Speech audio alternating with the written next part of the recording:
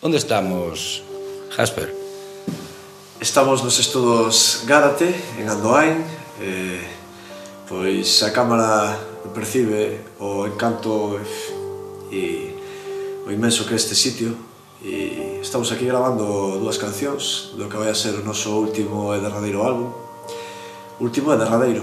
É unha canción que quixemos facer, unha homenaxe pois a un poeta daqui do Urbil, Xosé Antón Arce, e tamén a un cantautor, amigo del, que era Miquel Aboa, facendo a versión do Chori Choria, desde o máximo respeto que temos pois tanto a lingua éuskara como pois, o noso propio idioma, a lingua galega, e tiamos que facer lóxicamente en Euskal Herria e facelo con calquer carazo. Tiamos claro que eso tiña que ser así. E logo facendo pois a que vai ser a último corte, a última canción que vai estar no derradeiro último disco de Nao, e tamén quixemos facer que esa canción de despedida final fose aquí no estudio no que pois comezamos a nosa andaina aí fais a 13, 12, 14 anos.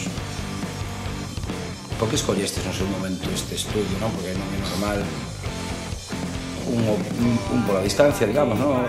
Por outro lado, incluso a nivel económico, non? É dicir, meterse nun estudio desta categoría para empezar a gravar, non? Nun grupo que fai metal en galego non é o usual, non? Como chegastes aquí?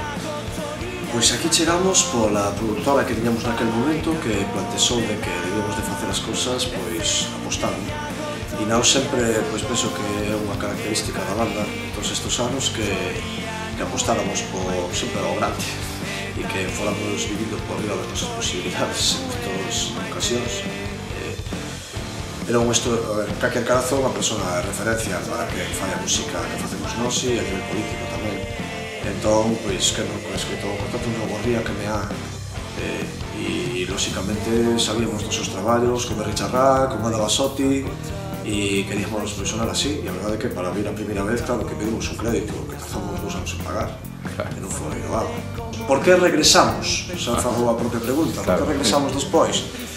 Pois porque moitas veces, despois desa experiencia na que nos sentimos músicos por primeira vez, porque estando nun estudio así, síteste que xa non é un hobby máis, sino que realmente te crees músico.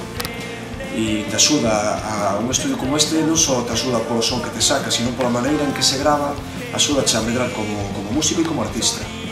Sempre que salimos de aquí, sales con temas completamente aprendidos, sales pois con moitas máis aprendizaxes a hora de produción e grabación das que tiñas antes.